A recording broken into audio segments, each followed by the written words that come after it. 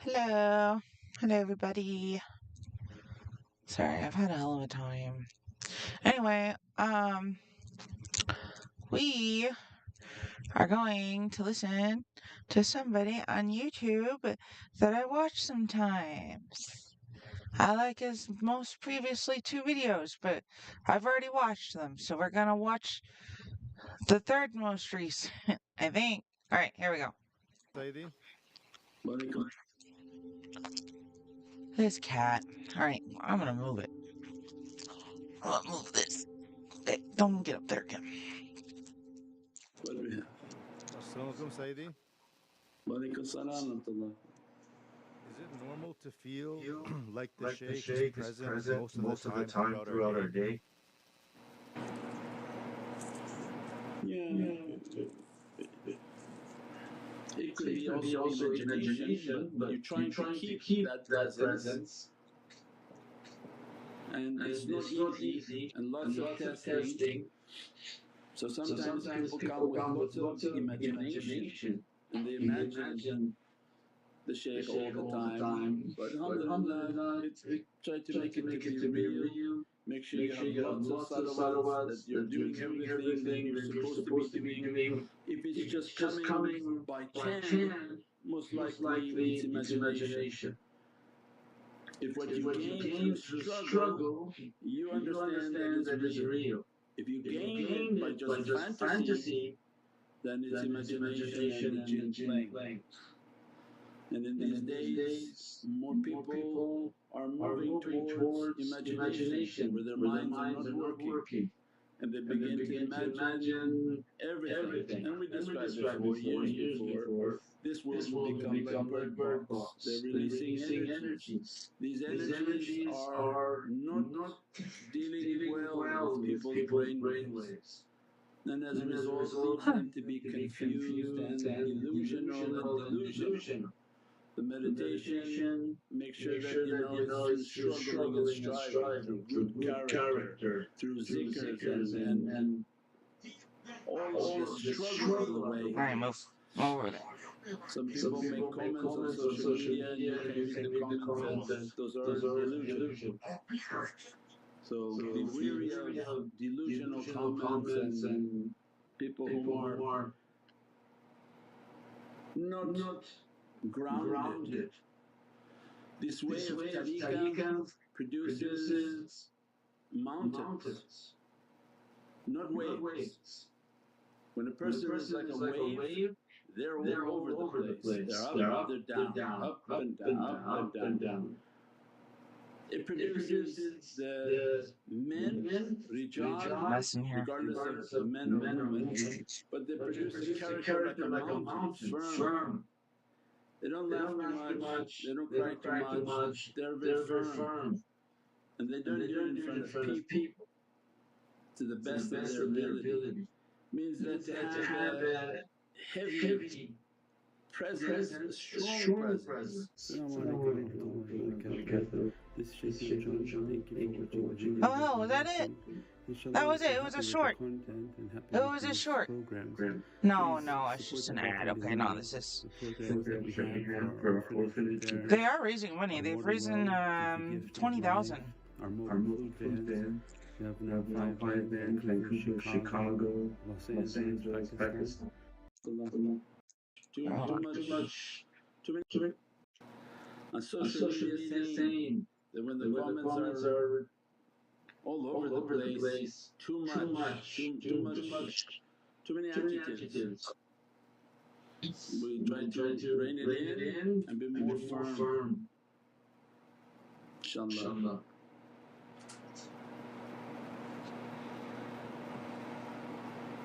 Assalamu alaikum, Saidi.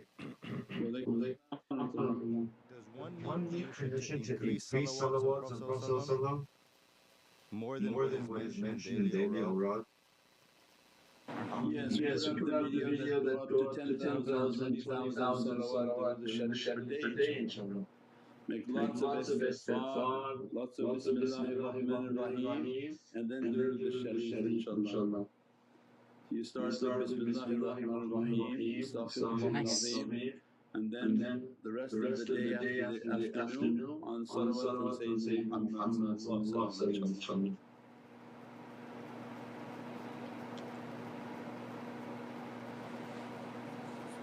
Assalamu alaikum, Sayyidi. Wa alaikum assalam wa rahmatullah. Sayyidi, I went to Taweez a few days back, and since then I'm having a discontentment about my life. Whatever I have, there's a fight inside me and guilt as well. Please guide me. Yeah. Alhamdulillah, get the meditation book, energy book, do your tafakkur, contemplation, that anytime you armor yourself with your heavenly armor, everything from dunya is going to be upset. So forget about your taweez, say I'm going to keep your hat on, keep your kufi on. You're going to find the kufi is moving over your head, up, down, back, forward. This is not going to stay on your head, because you and your kufi are going to fight. Those are only taweez. This is only the first thing you got from us. Then put a siwak. Say, I'm going to use siwak everywhere. You go someplace, I can't take siwak in front of these people. Who cares about the people? Use your siwak. My tasbih. Keep your tasbih always on your pocket, so that you always remember you have to do your dhikrullah. Don't talk. Why you have to talk so much to people? Take your tasbih, do your zikr. Make Allah happy. Needless and heedless words for no reason.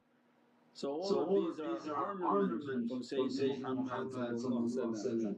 And the believer who arms himself with the armament of heavens to fight the shaitans of dunya. And this is the armament the believer has. Means their wudu, their good actions, their good deeds. Taweez is just one of many. They put a ring on their hand, they say, shake my hand, it's burning every time I hold my computer. This is self-evidence that you needed. The shaitan is very real, his energies are very real. And the fact that he wants you to disarm yourself is the very danger that you're facing. So somebody, and shaitan has been forever. So he knows how to disarm everyone. And one of his awliya was going to pray he could see. And he went into the masjid and he's walking in. He sees on the outside shaitan holding all these bridles.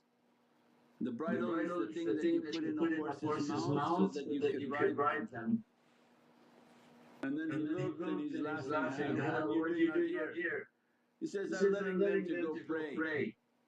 And he has all the bridles. When they finish, I gotta ride them and I'll be ready.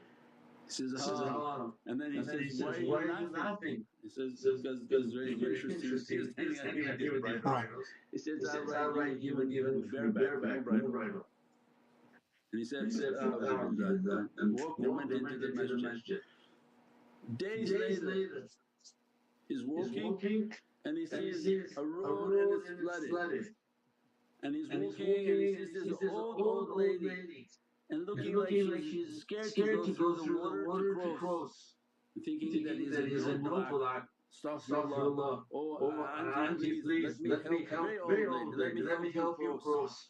And he lifts up the lady and midway through the water to the other side, he said, didn't I say I would ride you without a bridle? Oh my God. I'm sorry. He knows how to come after people. That's why he's not even a blink of an eye.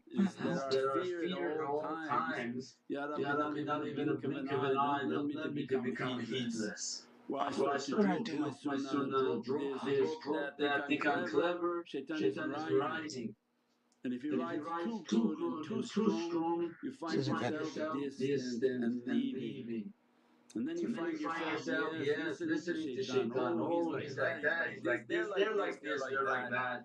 And you find yourself leaving the protection of that jama'ah, the protection of that way.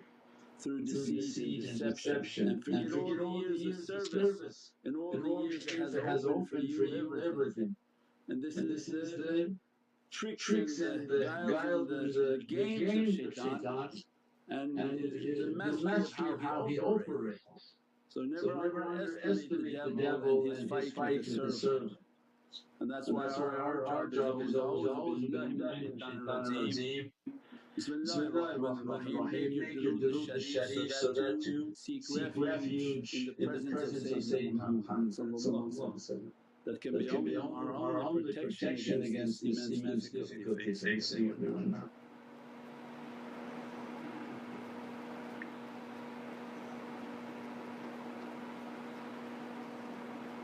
Subhanallah, Sayyidi, you answered three, four questions already. Alright, good job. Some Assalamu can write them. alaikum, Sayyidi. Does The emergence of Dajjal happen before Sayyidina Mahdi? The emergence of Dajjal? The Dajjal is here now.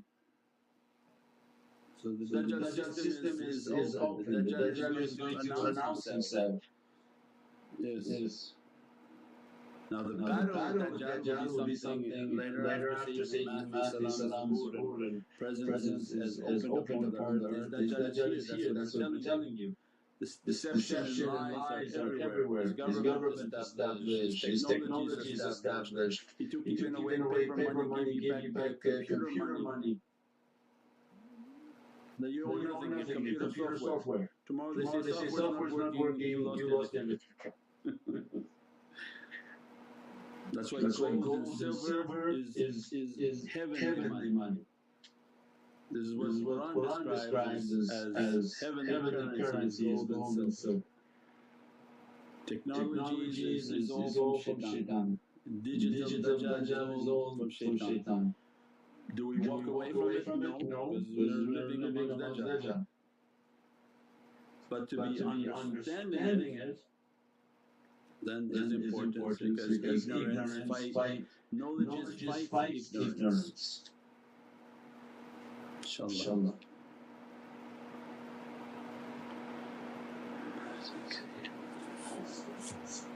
Assalamu alaikum, Shaykh. Why do good things depreciate after it is talked about to others?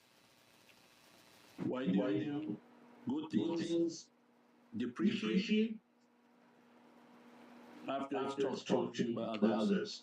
I don't know what's meant by that. Depreciate like an asset means it loses value.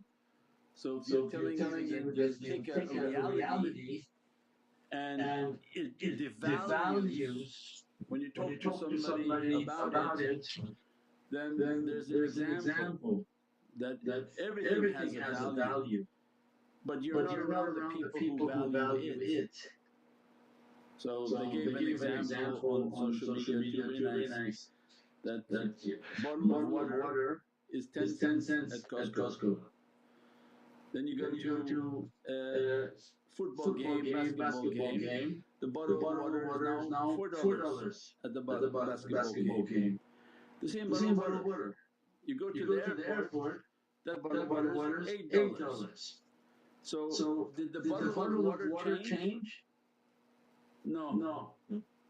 But where you put it and where you took it was important. In the airport, they valued that one bottle for $8. Okay. At the store, no, everybody can get the bottle of water. It's 50 cents. So means that what? If what you're giving is not being valued, you're in the wrong place speaking to the wrong people. They don't care for it. And Muhammadan Shaykh would say, don't throw the jewels of paradise to the farm animals. They're not appreciating it. So means these are jewels. You don't appreciate it either. You keep throwing them to the swine. So things that are from paradise, you treasure and keep them, and you share them amongst those who can understand and value them. So the social media, we throw out a big net. They throw out the knowledges, and alhamdulillah, those who guide it, they come, they follow, and they begin to share. But to sit and like talk to a bunch of friends that are not in that state, not appreciating it, and then you tell them some knowledges and they insult you back, and that was the 50 cents water. Don't pass pearl to So swine. try to find your place where people will appreciate guidance and some realities. And now many people are suffering, panicking, scared, not understanding what's coming, what's happening, and they appreciate guidance and appreciate enlightenment, inshallah. So throw your net out. Why? Don't sit with two crooks and think that they're going to be interested. Throw your net out to 500 people and see whom Allah wants to catch, inshallah. Assalamualaikum, Sayyidi. Wa alaikum salam. If we are not to speak up against injustice now, will there be a time when we can, or only until Sayyidina Mahdi comes? Yeah, the sword of justice has to appear, otherwise you're speaking on whose behalf? We just described what you look as injustice. Go to Qatar and find those people and say, why the heck you give that command when you're sitting here with millions and billions of dollars and your people have been slaughtered? Our own people. Don't think of any other nation. Find them in Dubai and in Qatar. Why they live there? Oh, kids all in private schools. Why they live there? You represent the people, go live with them, eat with them, drink with them. Then you want to give a command that fall on your head and your children's head first. But we're in a time in which the people no longer represent their people. Prophet ﷺ was in the battle of all his battles until they went to attack and injured the tooth of Prophet ﷺ. So no, this is a corrupt time. These are when people who don't value human life give the command for other people's lives. It's horrific and unjust. And unjust from their own nation and own leaderships. So no, this is not the swords of truth and justice. Means it requires the presence of an imam. When Sayyidina Mahdi comes, that's the one whom you live and die behind. If he gives command, you live and die behind that, and that becomes Allah, order of Allah. Other than that, it's for what? The guy who wants to put 400 million for football? Nice. Or want to pay LeBron James for his basketball?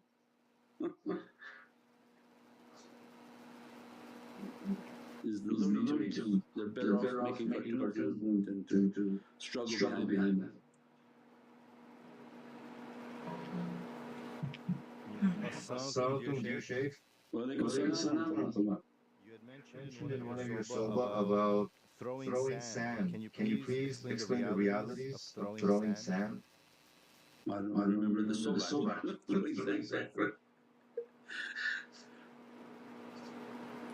Yeah, you have to give a little bit more of a hint like that. If you're trying to test us, what is throwing sand? You throw sand at somebody, the jinn will throw sand. So they see sandstorms, maybe somebody else, oh, you see all these sandstorms, and this is a sign from the jinn that they kick up the sand and blind you.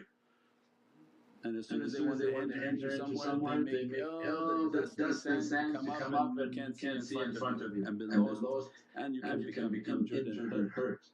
So was it that type of discussion? Don't.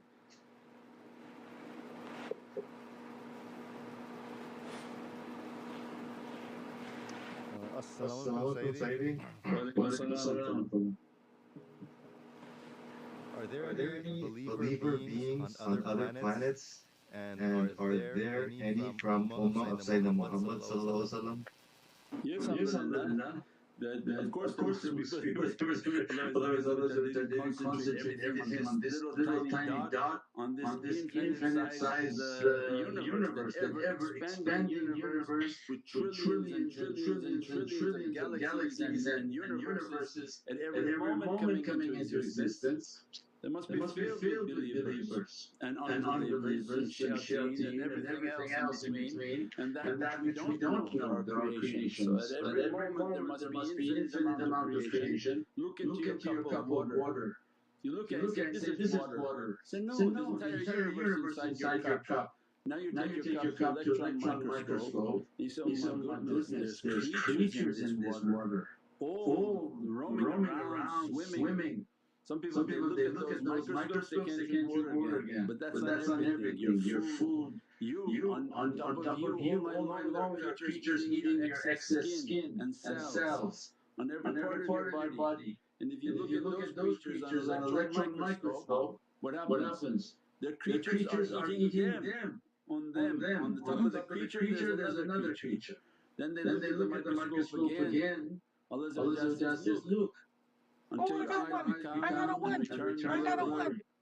As much as they look, Look at there the must be job. creation. Allah doesn't give you the power to look, because you can never look to avoid. We're not programmed to look beyond what we can understand. You can only see to the extent of where Allah has put creation. So they look with the electron microscope, and there's creatures on top of creatures on top of creatures. And one of the students who had very vivid experiences described one time that they went to a place and they entered a room in which they had to have like a surgery or something done on them. And they were on a table and there were all these creatures all around, all different creatures like from Star Wars, with trunks, with this, with that, but all with turbans. And he looked at them, and in the center of them was Shaykh Nazim, in which to give him sakina and peace that don't worry, whatever is going to be performed, I'm here. He saw his shaykh, saw all these creatures, and then they did what they had to do. But for him it was an understanding that all of these Muhammadan, that in every creation Muhammadun Rasulullah is the Sultan and the King of all creation, and everything comes into creation in the light of Muhammadun Rasulullah, as if he is the universal body and everything exists within him. What we call insan kamil.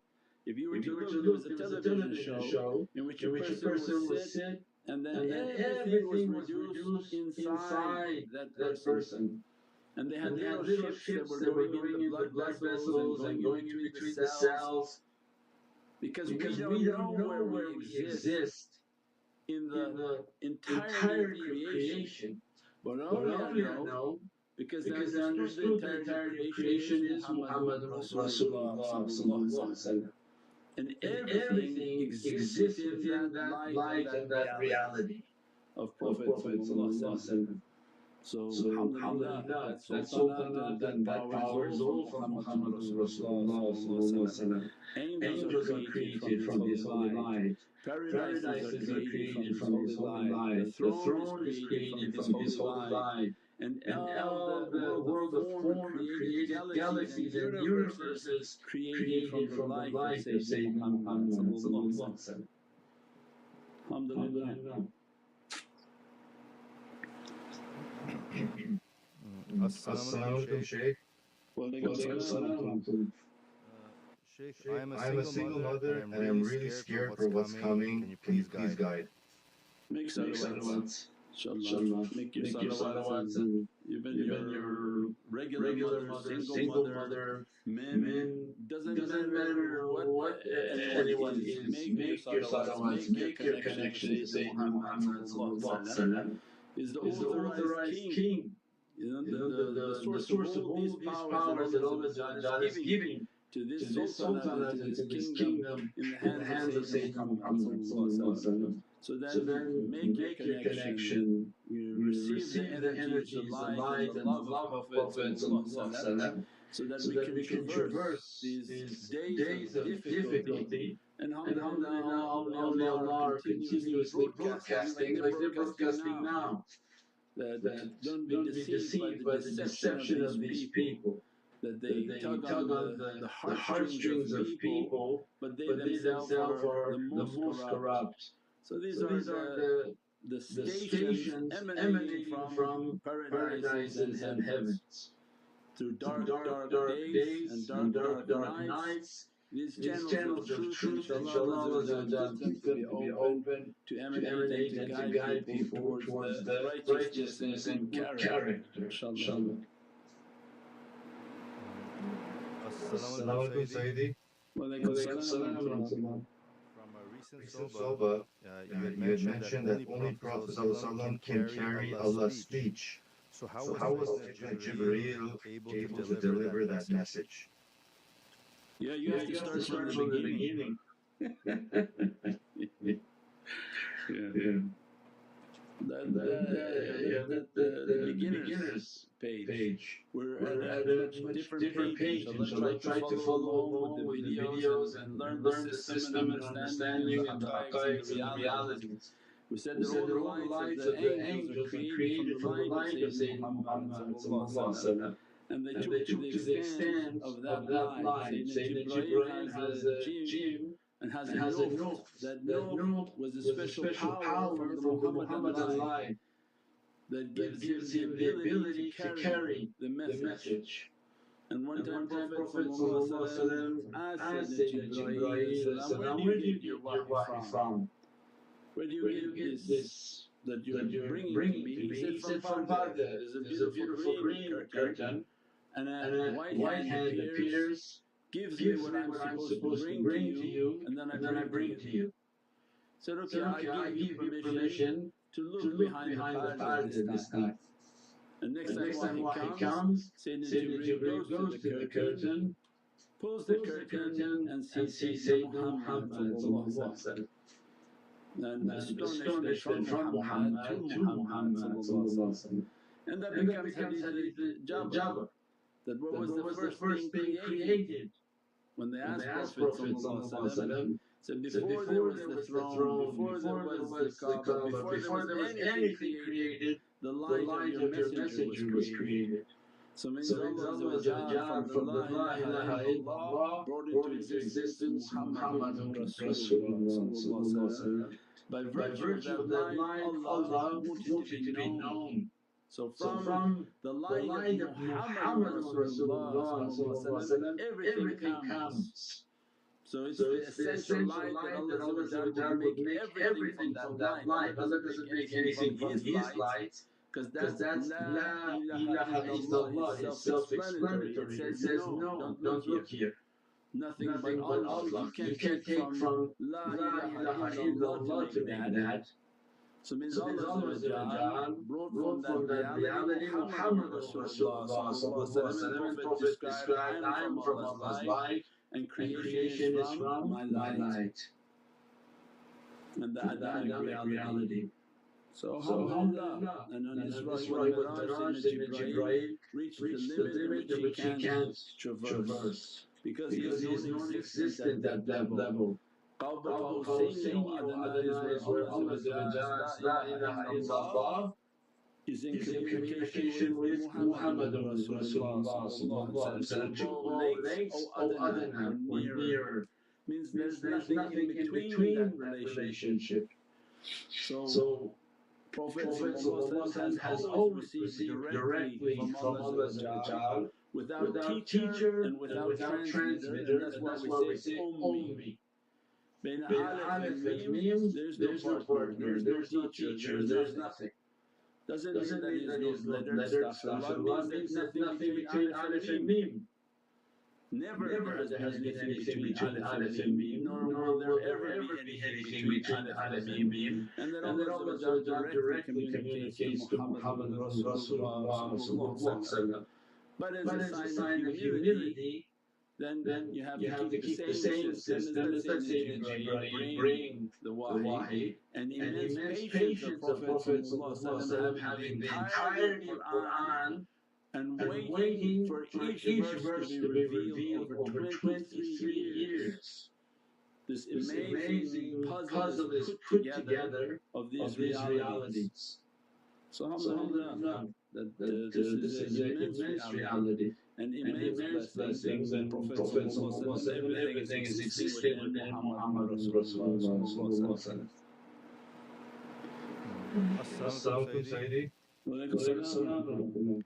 As our preparation for our last chapter, is it okay to aspire to build a zawiya where we spread your teachings with your guidance and devote ourselves fully? Yeah, it's difficult. That's a big task. And those are, like dunya people, they have 5 mosques and they decide that let's make another masjid. And then they kind of divide their people into another masjid. Then the community again says, let's make another masjid. Because then they want to divide and go to another masjid. So it becomes diluting things. In these types of difficulties and time of difficulty, establishing a zawiya, running the zawiya, getting the funding for the zawiya becomes more and more difficult. And we know from our experiences being the sheikh that it's very difficult to maintain and to keep trying to expand that. But what you can do is do your khidmat and support the zawiyas that are already here.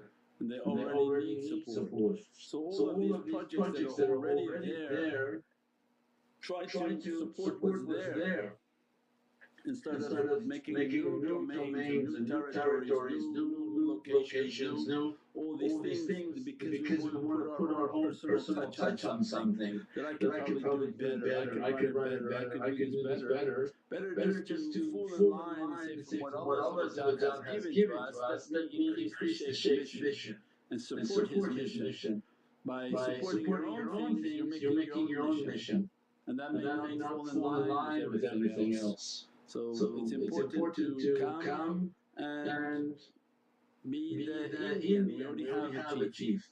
But now in dunya, everybody wants to be a chief and there's no Indians. Nobody wants to do anything, everybody wants to control something.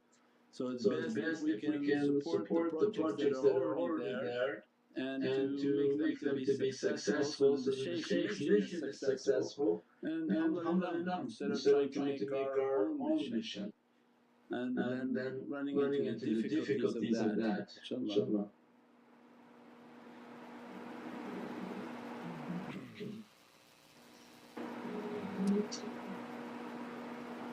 Assalamu alaikum, Sayyidi. Walaikum salam.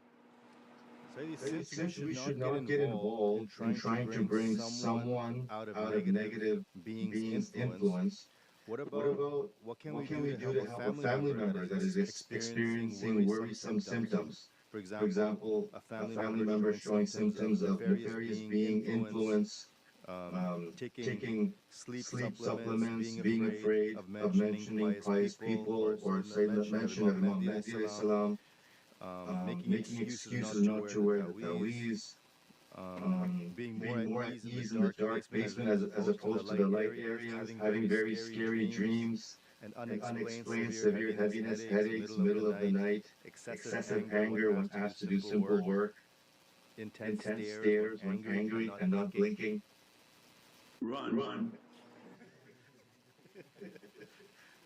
For a family member. Yeah. You're describing a scary movie. And you want to go like into the dungeon and take them out there to eat raw creatures and run. Somebody who is not willing to help themselves, then you can't help anybody who's not going to help themselves. So these are like the egoistic things also that I'm going to go out and be a Superman and do things. And before you know it, you start to do things that throw you into the quicksand. So the Superman hero, or the Superman ego is one that wants to do everything. I want to build this, I want to do that, I want to make this. Again, always making their own shit, doing their own things, making their own entities, because they want to make their own mission. And that's not a part of the station of death. You don't need to make your mission until you've died and you became a tree with fruits, then you'll know where your fruits are supposed to go. But the Superman ego is the one, just wants recognition and wants to start doing everything. But that comes in many forms. If they have rizq, they want to go make everything themselves. They don't want to fall in line with the mission. And that's where the nafs is starting to play. So the idea is then you have to say, look, I'm dying before I'm done in this world. I just want to die for my desires. I want to take my seed back into the soil. And tell me these are the programs, and I support them. I'm going to keep my tawis. I'm going to build myself and whom I'm directly feeding and putting a roof over their head, because that's what Allah gave me as my ummah. Not anyone else. We said of these people who are eating from you and under your roof, you're responsible to take care of them to the best of your ability. Then you get your ta'weezes, stickers and everything that the Shaykh has put. If you can read this, play your salawats in the house, play all these things so that the energy is positive and overtakes any type of negative energy. And then we begin to die from that characteristic. But very important that we don't do that. And we know for a fact, because when we came to Tariqah, it was like that. We have the rizq that was there, but it was not to build our own thing, but was completely given to the Shaykh. In which everything the Shaykh wanted to do, he did with it and built whatever he wanted to build with it, until a day in which our tree had fruits and Allah replenished everything the way He wanted to. Because Allah sends you from wherever He wants to send it. But the first step has to be completed, where you cannot make your own entities, you cannot do your own things, because you're building a different ship. There would be like these groups in these Arab countries, they make their own camp inside the country, they take the electrical line and they attach it to the city line.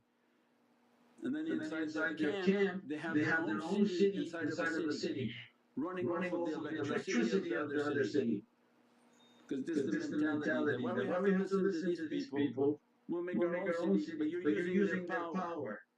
You're using everything from them. So these are the characteristics that are important, that why you need all that, just surrender yourself into nothingness. If you can achieve that reality, there's not much time left. Then Allah, once you're a tree and fruits, then you'll understand your purpose and your reality and the ability and what you're supposed to serve with Sayyidina Mahdi. But if we prolong that stage and we never reach that, then that can be extremely hard and an extremely difficult time, and difficulties will correct everything, but we're trying to get there without the difficult stages. Voluntarily submitting is much easier than Allah taking out something to make the person to submit. InshaAllah. Subhana rabbika rabbil izzati amma yasifun. Wassalamun ala al-mursaleen. Walhamdulillahi rabbil alameen. بحرمة محمد المصطفى بسير سورة الفاتحة.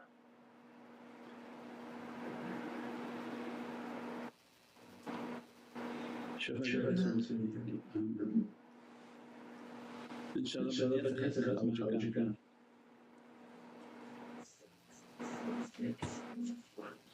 أعوذ بالله من الشيطان الرجيم. بسم الله الرحمن الرحيم. أشهد أن لا إله إلا الله وأشهد أن محمد. Assalamu alaikum warahmatullahi wabarakatuh. This is Sheikh John. Thank you for watching the video that you're watching. Inshallah, if you're happy with the content and happy with these programs, please support the button below, the programs that we have for our orphanage repairs, our water well. Let's see what else they got.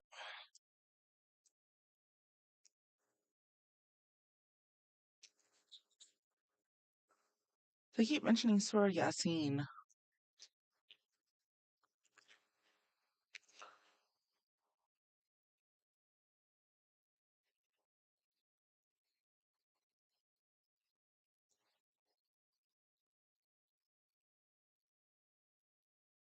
What is that?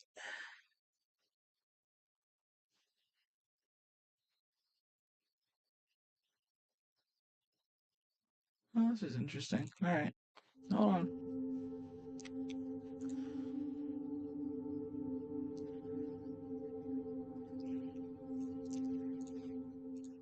بسم الله الرحمن الرحيم. أطيعوا الله وأطيعوا الرسول وأولي الأمر منكم.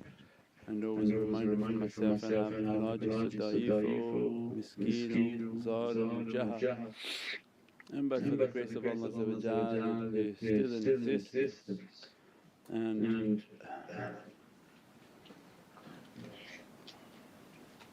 alhamdulillah that Allah granted us to enter into this holy month and to be under the realities of Surah Al-Yasin and the secrets of the name of Sayyidina Muhammad and the heart of Holy Qur'an, and with the difficulties that face the earth and the dress of the month being the heart of the Qur'an, then we can see what type of difficulty entering into that heart. The immense sadness of creation of mankind upon mankind, and the absence of rahmah and mercy. And we said many times, reminder always for myself, the grey would disappear, black and white would be clear. Many in life will claim to be many things, and Allah has a way of testing creation and testing people. And we described before what we call the lemon test, that you profess to be sweet and our lives are about being sweet, and Allah squeezes us. When life comes with difficulty, it's not the excuse to exhibit bad character because difficulty came, but to know that it's a test from Allah for those who believe in a creator, one creator for everything, and knowing that they're going to return to that creator. They must know that their lives are a test, and that in every condition there's a door. Every squeezing there is a door and a choice that you can make. Every calamity that befalls insan and humanity and humans, that there's a choice.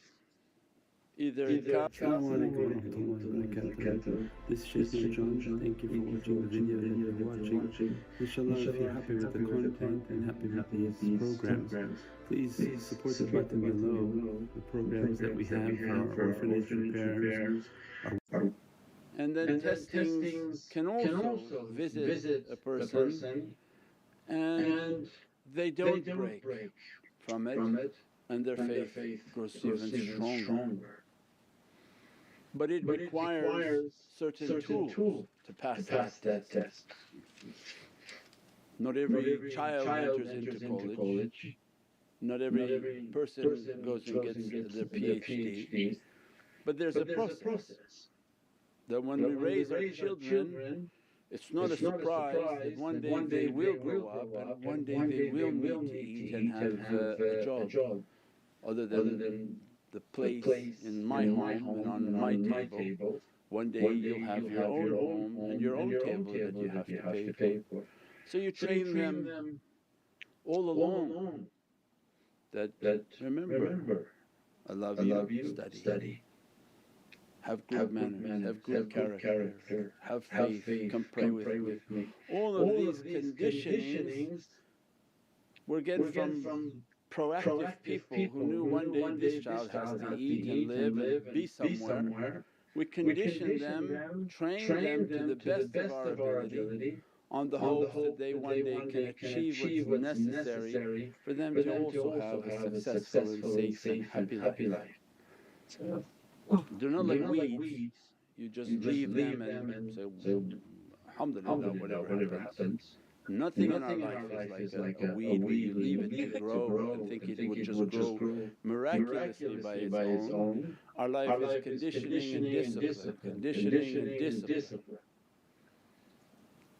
And not only for raising our loved ones and for ourselves, but Allah is now showing that spiritual guidance has been coming for years, and in all regions. Nobody's caught by surprise. We're the most open people you can imagine. Anyone who wants to know what that shaykh thinks, he's got 15 years of videos online, open book, everything that he speaks is online.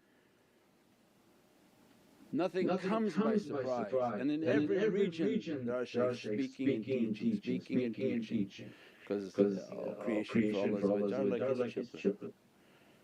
They prepare for a hard day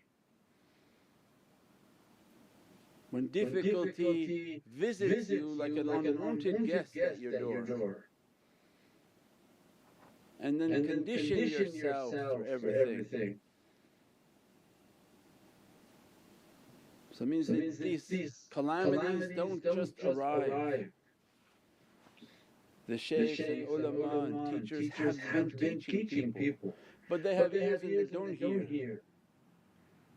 They said, difficulty is coming, are you prepared? Difficulty is coming, are you prepared? Difficulty came and they said, what the heck, what is this? What happened to our loving Creator? No, Allah sends warnings. Allah has sent many warnings, and Allah sends warnings to everywhere. But do they have ears to hear? Means that when we see these, it should bring the servant to even more yaqeen. Are you connecting your heart? Have you set your life and your affairs in order? Do you connect your heart? Do you do your spiritual practices? You do your religious disciplines? Because the religious discipline is important to tame your beast. You can't say I'm spiritual. Means you're telling me, oh, you're spiritual but your beast is wild. How could you ride a wild beast? So true spirituality, they have very strong power over their beast. Have you ever seen a professional rider at a horse show? With his legs he rides his horse, not his hands. But have you ever seen a first time rider? Oh, he's trying to scope this horse and the horse knows this guy doesn't know what he's doing, and I'm going to run fast and I'm going to throw him off the bleachers. Because the creature knows you don't know what you're doing. Our life is a discipline. That don't let your beast be wild. Condition it, train it, bring all of the disciplines upon it, so that God Almighty Allah give you strength in your soul to ride it. And the warners have come and given their warning that be prepared. Live a life of preparedness. That you set yourself aside, you set your affairs aside, you have prepared food, you have prepared money, you have prepared reserves.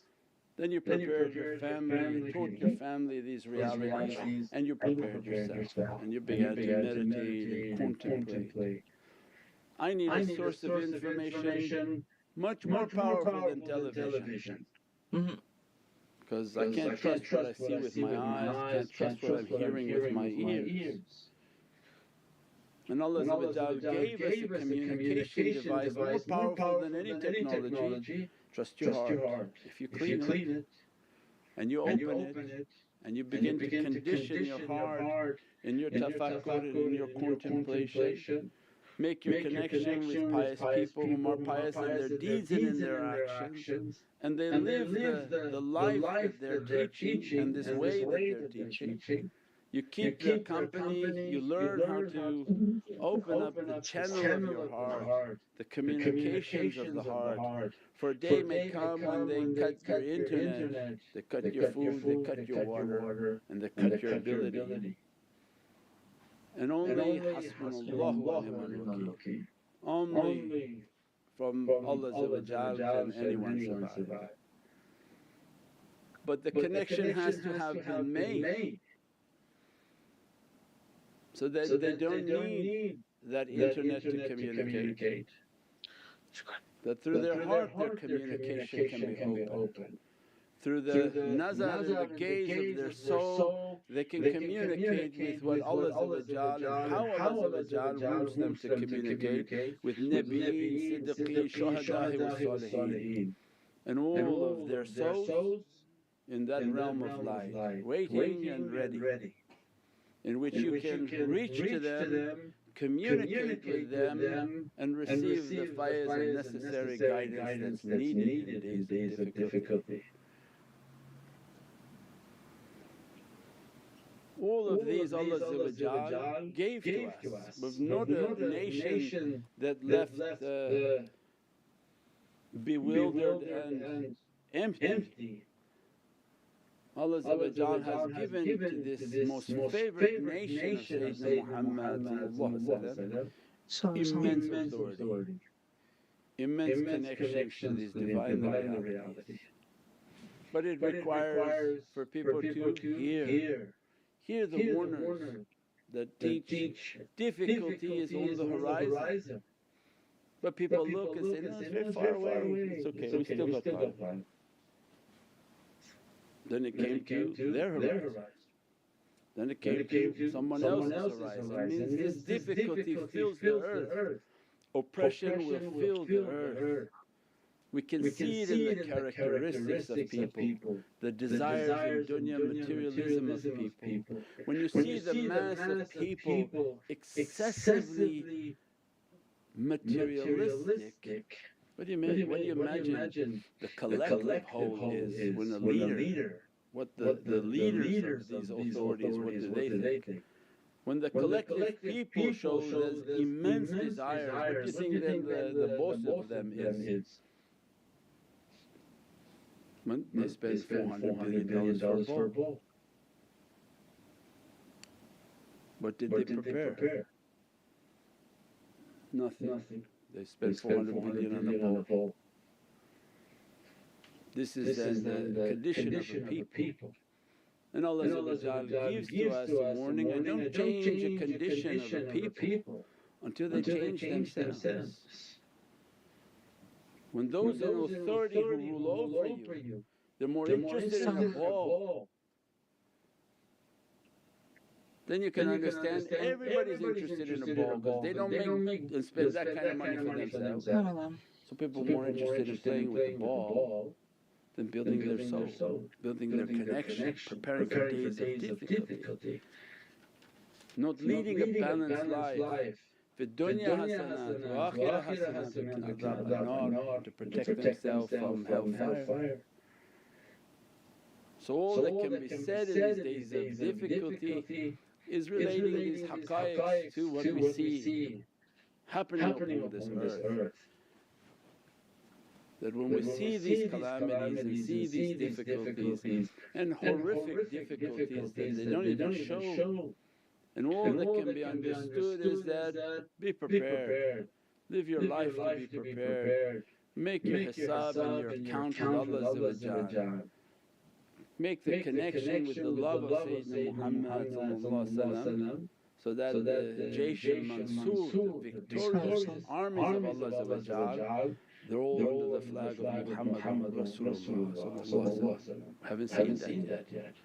We hear many things about Allah, but we're the ones who have immense love for Muhammadan Rasulullah. When they begin to enter into this realm, you see the Muhammadan flag come. Means that the understanding and realities of this love and this immense power is difficulty filling the earth. Prepare yourselves, prepare your homes, prepare your heart, live a life of preparedness, making the connection with the Divine, keeping the love of Sayyidina Muhammad, and knowing that days of difficulty are coming. We pray that Allah give us greater understanding, greater patience and love, and those who are in difficulty, Allah dress them from oceans of sabr, immense sabr, through the immense difficulties and sadness that this nation is facing. We pray that Allah dress us, bless us, bless our children and our communities. For Hurmat Muhammadan Mustafa, بصير سورة الفاتحة. Assalamu alaikum wa rahmatullahi wa barakatuh. This is Sheikh John. Thank you for watching the video that you're watching. Inshallah, if you're happy with the content and happy with these programs, please support the button below. The programs that we have for our orphanage repairs, our water well, Give the Gift of Life, our mobile food vans. We have now 5 vans: Vancouver, Chicago, Los Angeles, Pakistan. There's many programs that reach thousands of people and rescue foods and give those supplies to people who need your support.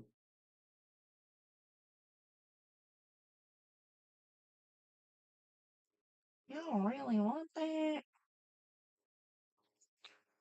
Okay, let me just mention some of the video titles that I like.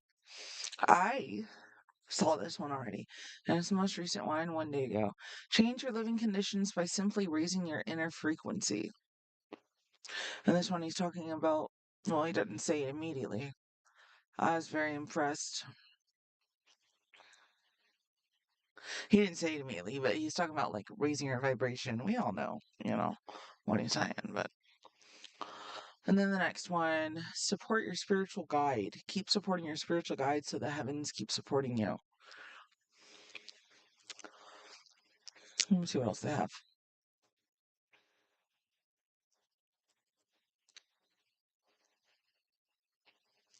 Actually, that's very interesting to me.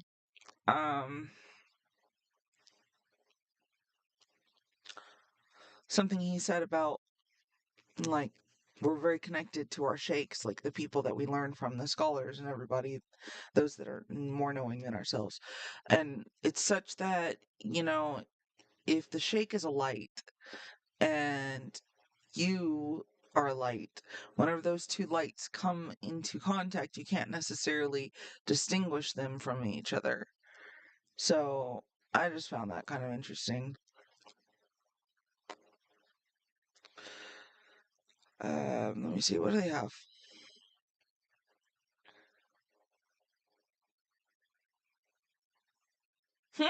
The good believing jinn, what do they do? 34 minutes.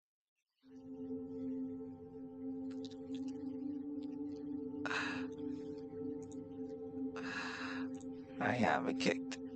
Alright. Inshallah, what we have from our SMC family online, mashallah, is very, very active. Lots of videos. I think people got those different apps for video makers and they're making videos all over. Alhamdulillah. Allah reward everybody, dress everybody, and take the immense blessings of da'wah. Our life is to spread the light and spread the love, give people a chance. And even there are like witches and warlocks coming to Islam. On social media there's these crazy people dealing with all sorts of craziness. Now they're convinced Islam is the way. So there's no hiding anymore. I said the day will come where grey will go. Everybody was kumbaya and poking knife, and I said they didn't pass the lemon test, When difficulty starts, the true belief of people will come out and the characteristics will come out and their words, their true words will come out. And we are the people of Bismillahir Rahmanir Rahim. I think there may nothing more sweeter than Bismillahir Rahmanir Rahim. That Allah said, whatever you want to do, represent me as Allah, the most compassionate and most merciful. That sets the tone for everything, how we're going to live our lives and how we're going to die from this life of ours and pass from this life of ours, inshaAllah. What we got out there, inshaAllah. Don't say nothing, we've been talking so much people are sleeping. As-salamu alaykum, Sayyidi. Wa alaikum salam. Sayyidi, in regards to last week's sohbah, it was mentioned that the phrase Qul is the divine speech between Allah and Sayyidina Muhammad. Is the secret of this phrase Qul what makes the Surah Falaq and Surah Nas so powerful against negativity? Yeah, that's a big idea. These are the four quls. These are immense powers that Allah can only dress to the lisan al-haq. So Qaf wal Quran al Majid. And then now the secret of Lam, right? So this Lam, sometimes you'll see an alif on it. Why? Because only this Lam in the lisan of Prophet can carry the word of Allah. So it means the Lam has an immense power, that it was created to represent. Assalamu Man, alaikum warahmatullahi wabarakatuh. This is Shaykh John. Thank you I for just wish watching I the wouldn't video cut that it in you're the middle. watching. Inshallah, if you're happy with the content, becomes Lam, Alif, Mim when you open it, and the Alif is right there in the middle. So these are immense realities of the Lam and the tongue of Sayyidina Muhammad. So Allah's Divinely speech can only be heard by Prophet, not an angel, not a prophet, not anyone can hear to the frequency and the reality that Prophet represents. That's why Nabi Musa's example is so important, because he represents the highest of these prophetic realities from the Prophets of Bani Israel. And what he's hearing, he's now understanding that, let me see, that what frequency and what reality am I hearing? Because he was hearing Sayyidina Muhammad, and as a result he wanted to see that reality, and Allah clarified through the tongue of Prophet, you can never see the alif, but I will show you my sign, my greatest sign. And so what he said, what he saw was Nurul Muhammad. That's why the Nat tells us, ask Sayyidina Musa what he saw. So means these are the immense powers and realities. So these surahs have an immense power from the presence of Sayyidina Muhammad. From the beginning of Qur'an, Bismillahir Rahmanir Rahim is a crown on Sayyidina Muhammad, and then Surah Al-Nas then is the ending of this story.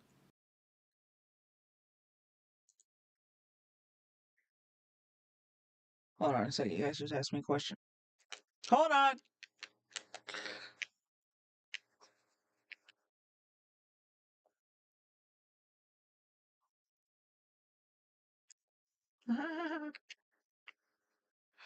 I would rather listen, man. Hold on.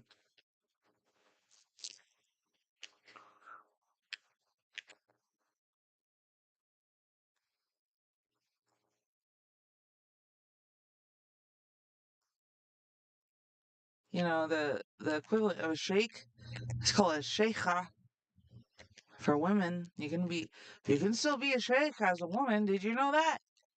Did you know that? You never seen it. You never seen it. I've been playing you guys some good stuff. Yeah, ungrateful.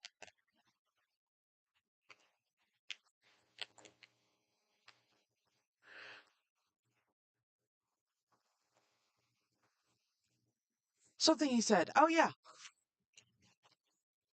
Damn it, quit. Take it. Every single time I think of something, sometimes they'll realize it and they'll take it. And then I'll have to wait for them to be done with it. Shit.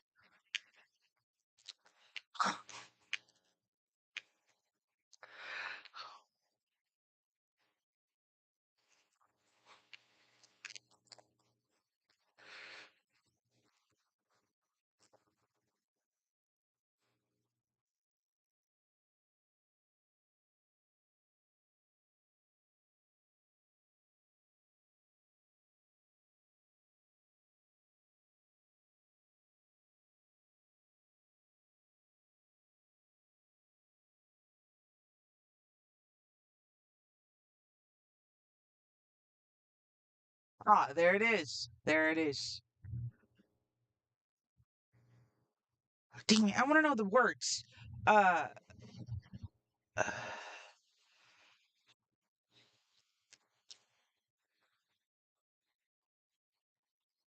Why do you guys fuck around with words, man?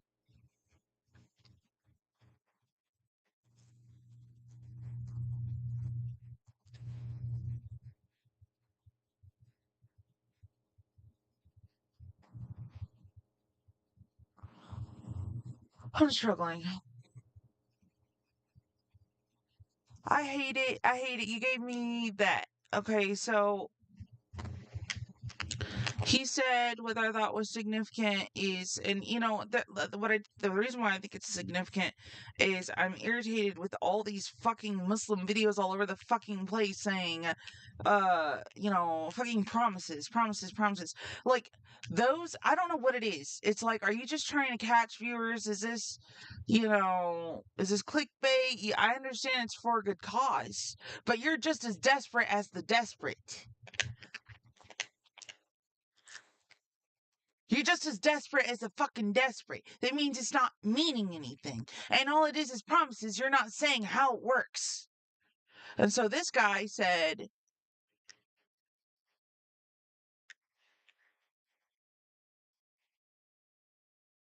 I want you to go watch the video. Uh, I don't know. It doesn't really translate well. Like man, kind of like manifest, right? I hate that word. Thank you very much. Your reality through your salah, of course, but you bring your salah, like the reality of your salah, make it manifest.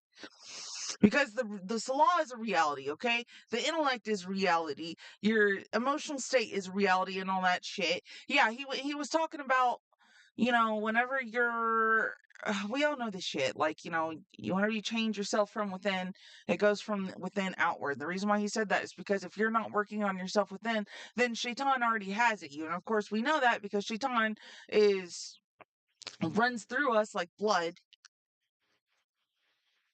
Allah is closer to us than the jugular vein, but shaitan runs through us like blood. So if we're not working from the inside out, then our efforts are meaningless and pointless and fruitless because shaitan has already won. It all starts from a source. So the reason why that was significant to me is because I feel that there's a severe disparity in our perception of, like, you know, spirituality and then reality. How do you connect the dots and make it everything that it's supposed to be, that it claims that it will be, that Allah has promised? I'm not saying they're empty promises. They're not empty promises. I'm just too afraid to ask. I'm too afraid to expect. I don't have a lot of faith in, like, the establishment. Like, I never have. Anyway, that was all. Y'all go fucking watch it and find out his words, because I'm frustrated. I don't have those words to really make it clear. It was just the reality becomes from the salah. That's what I wanted to express. Anyways. And the reality, inshallah.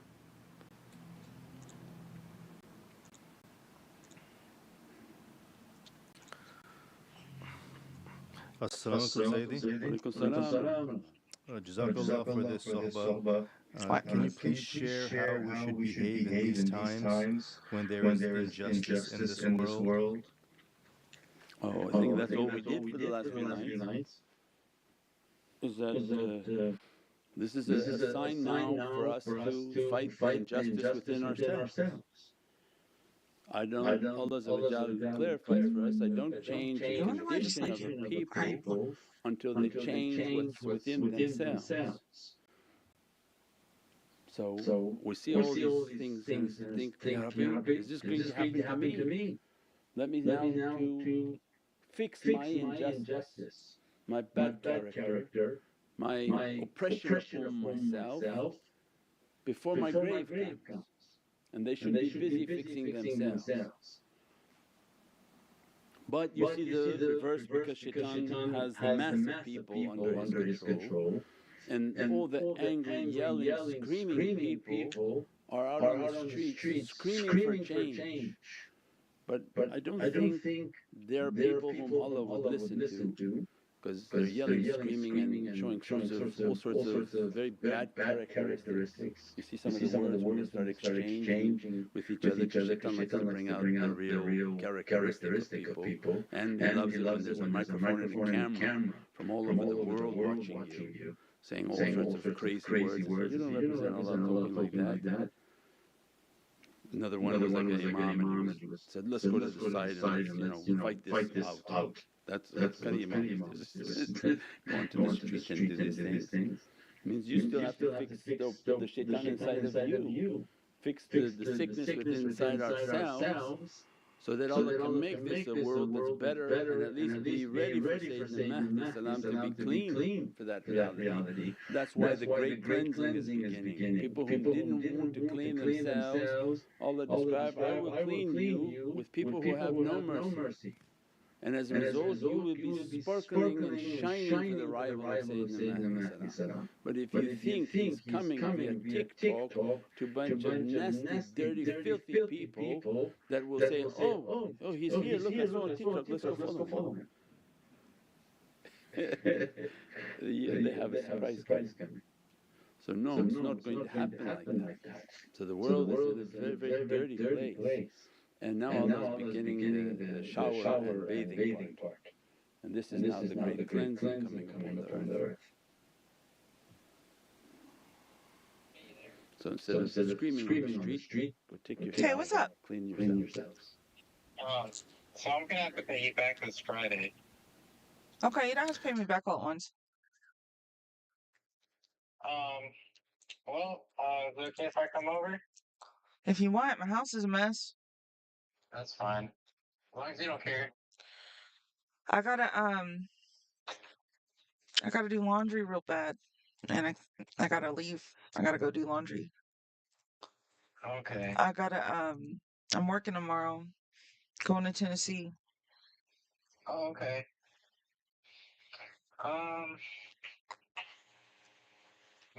So I'm getting into a place, but they're gonna want me to stop smoking weed to live there.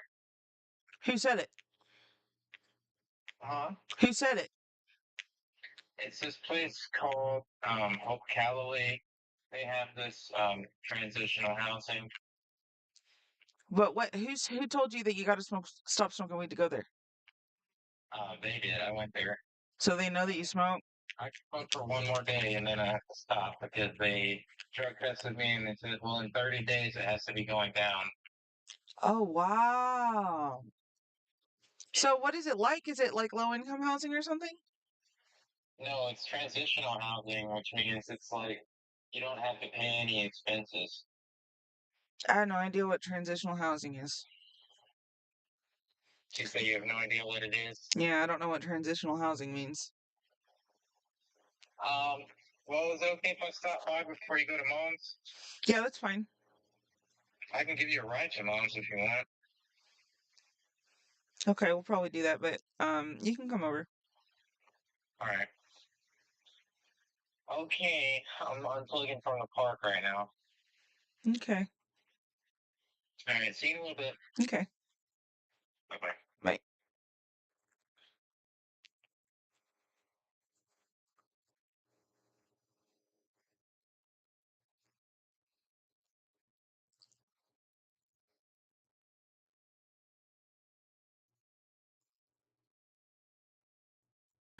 Assalamu alaikum, Sayyidi.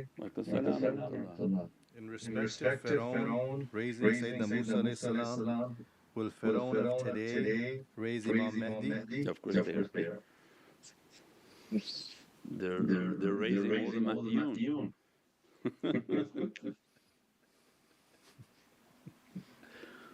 Yeah, of course they are. Because people plan and Allah plans better. So that's Allah's way of showing, look, He wrote the program. As much as Pharaoh wanted to do and to make a change and to come against any sort of destined change that's coming for him, Allah shows that I'm the one who wrote this program. It's completely impossible for you to understand it. So much so I'll put the one who's going to bring you down in your home. You will feed him, you will wash him, you will pay for his education, and then he will come back and throw you out. And you'll be happy that he did it. So this shows the people of faith that you have nothing to fear but Allah. There's no shaitan to fear, there's nothing to fear, just we have to be good with Allah, and that goodness is expressed with good character and love for Sayyidina Muhammad. And if that's truly what you love, then find the ulul am who represent that. And as a result they accompany the ulul am in lives, they listen, they learn from that reality and they dress by that reality. And then Allah describes for them, they have nothing to fear nor grief. Why grief? This should be a time of grief. Yeah, you have grief in your heart for the absolute horrific nature of humans.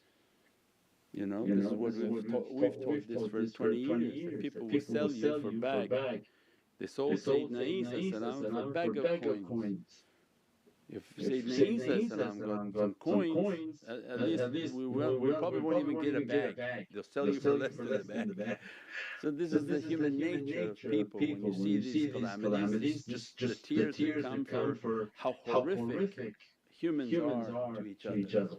And then God is really going to clean this earth.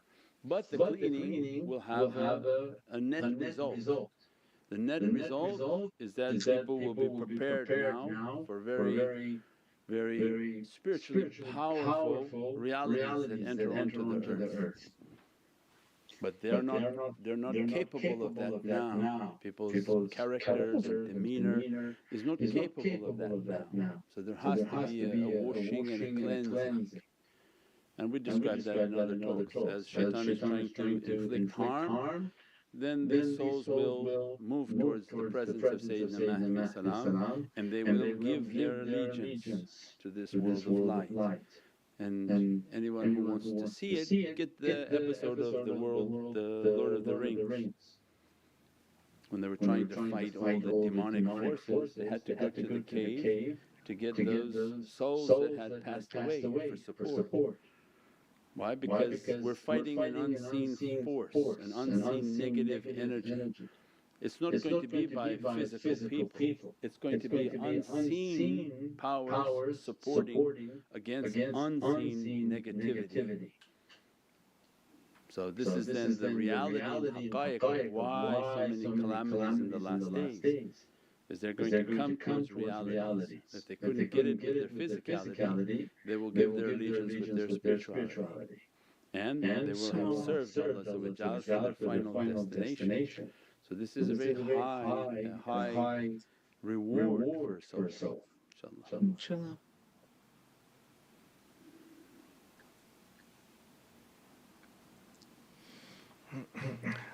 As-salamu alaykum Sayyidi. Walaikum salam wa rahmatullah.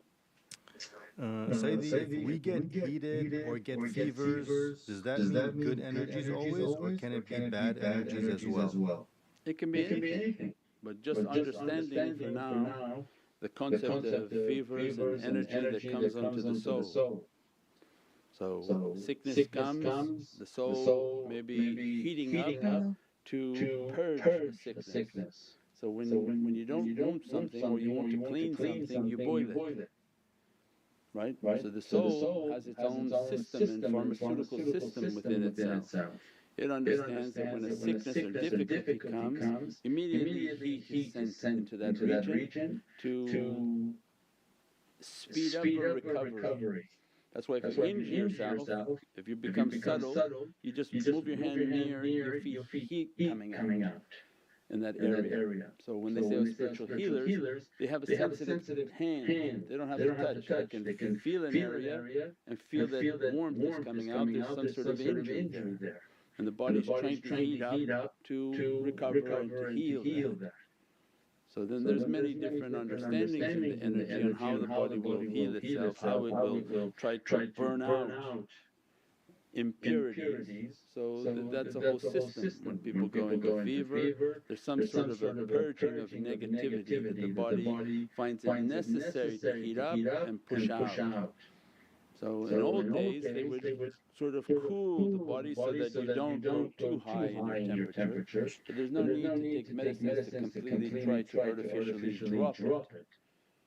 So the purpose of dropping the fever is you're negating what the body's trying to do and what the soul is trying to do. In spirituality you have to be heated because you activate through your soul. So when you're in meditation, you're in the zikr, an active soul, a soul that his heart is lit, continuously heats up and they get all their clothes is soaking because they're operating from the soul reality and heat. So those are the signs of souls that are very active, very open, their hearts are open and their energy is flowing. So there's a whole world of that understanding. You get the energy book, from the angelic power that goes deep into the understandings of the qudra, the energy, how to connect, how to breathe with energy, and you begin to operate with energy, how to send your energy out and how to bring in your breath with energy, because everything now is a movement of energy on you. And how does it flow through your system? So yes, many different realities of the body and its heating. And if something negative comes and tries to attack, then the body tries to heat up and push out that negativity, inshaAllah. As-salamu alaykum, Sayyidi. Walaikum salam. Sayyidi, sometimes we feel waves of himma and sometimes not. How do we keep the zeal in himma? Struggling through it. Somebody emailed that they feel something in meditation, then it goes, and what happens? Did they lose it? No, it's a system in which it's not supposed to be felt all the time, because then you artificially feel that you reach something. If there's 10,000 veils and Allah gives you a feeling like you connected, you hit the veil. You hit only one veil. There's 9,999 other veils for you to keep moving. Hold on. I want to see what he said. I'm lucky they have subtitles. I'm like, what are you talking about? And what happened? Feel waves of himma and sometimes not. Himma. How do we keep the zeal in himma? Struggling through it. Somebody emailed that they feel something in meditation, then it goes, and what happens? Did they lose it? No, it's a system in which it's not supposed to be felt all the time, because then you artificially feel that you reach something. If there's 10,000 veils and Allah gives you a feeling like you connected, you hit the veil. You hit only one veil. There's 9,999 other veils for you to keep moving. So if He let you stay in a perpetual state of, oh, this is fantastic, I feel so much energy, that would be it. Your journey to Allah would be one veil. Because you would stop thinking, I reached the highest point. So the whole understanding is that you connect, you feel energies, you feel great, that should be motivating you, dhikr. Why?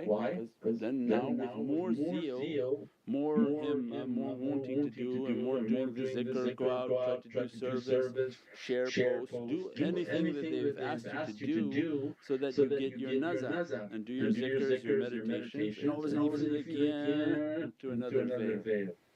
So it's a lifelong process of continuously doing what we have to do, and then Allah uplifting the servant.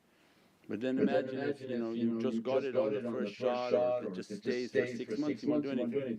You just sit and be fascinated with what you're feeling, and oh, I'm seeing this, I'm seeing these things, I'm feeling these things. The person will do nothing.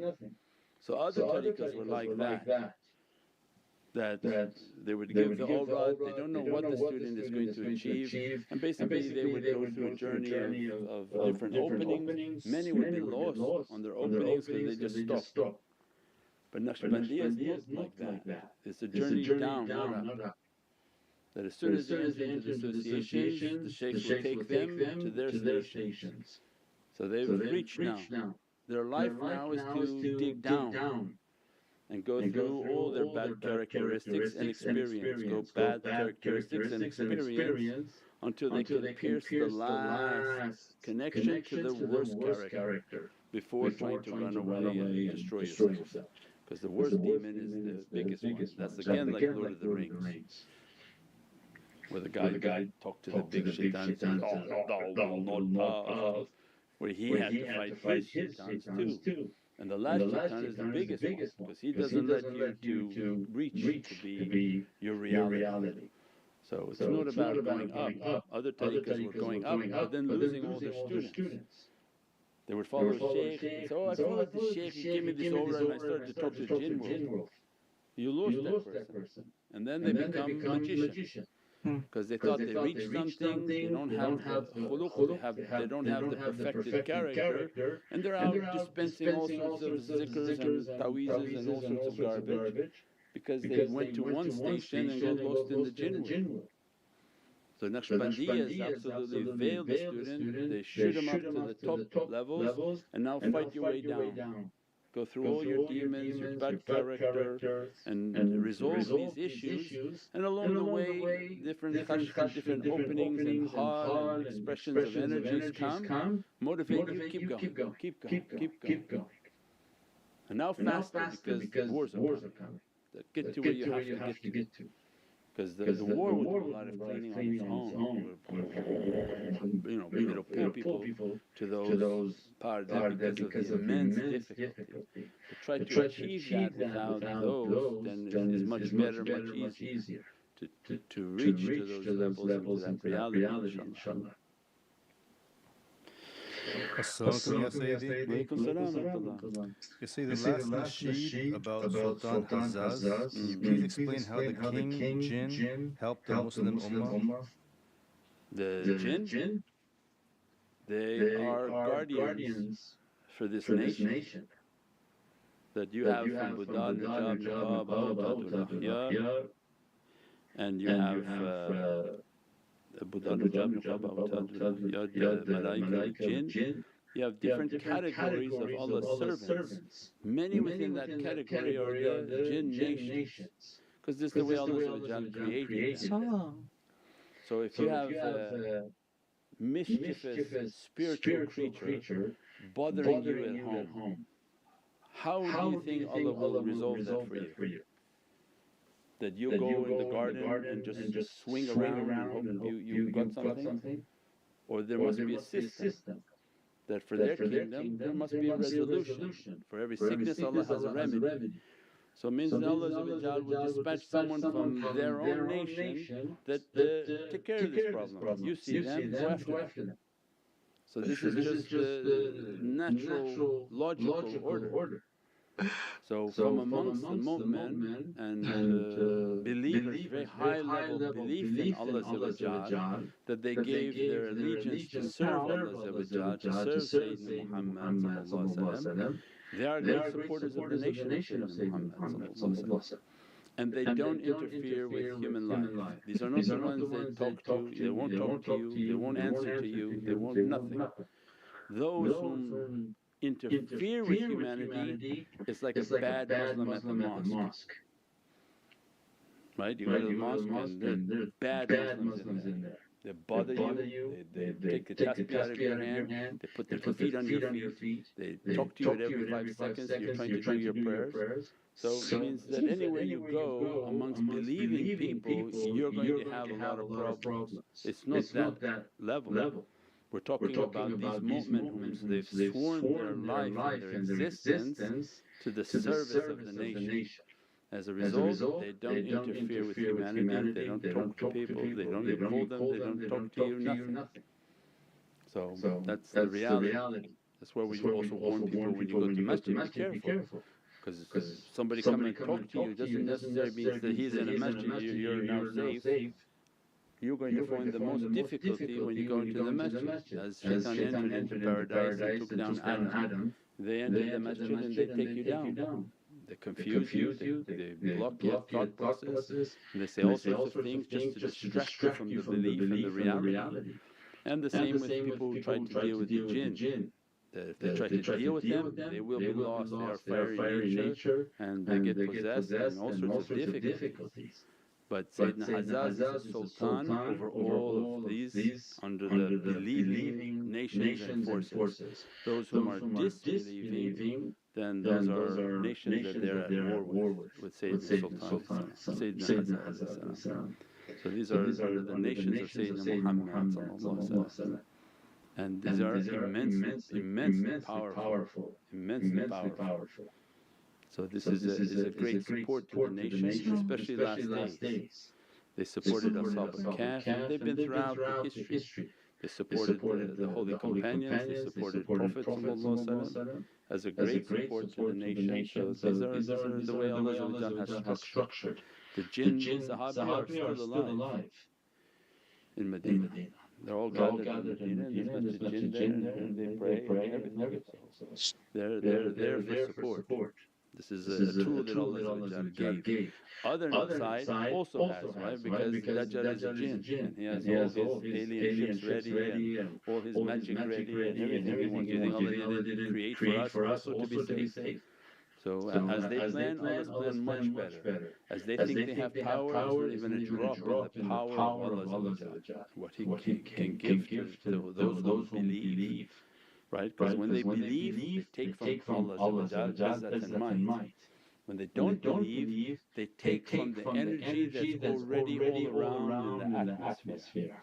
So one taking from the atmosphere and energy that's available is not the same as one taking from izzatullah that has the might and majesty of Allah. So the nation is not left alone. That's why it's important to remember and to recite these so that we understand that we are a weak creation and Allah has given this nation immense powers, immense realities. Those who don't accept it, no problem. But when difficulty comes, just remember you didn't accept. They bite your toes.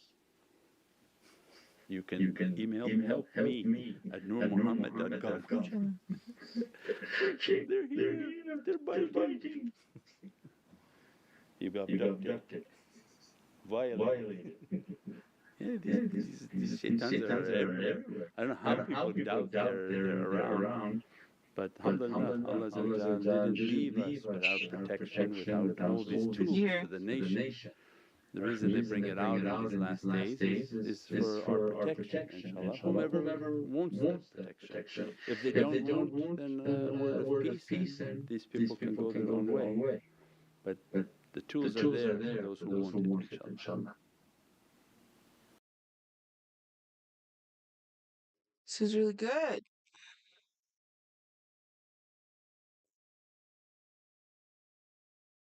Alright, but I'm gonna get offline, you guys. I'm sure you can go find him. I'll see you later.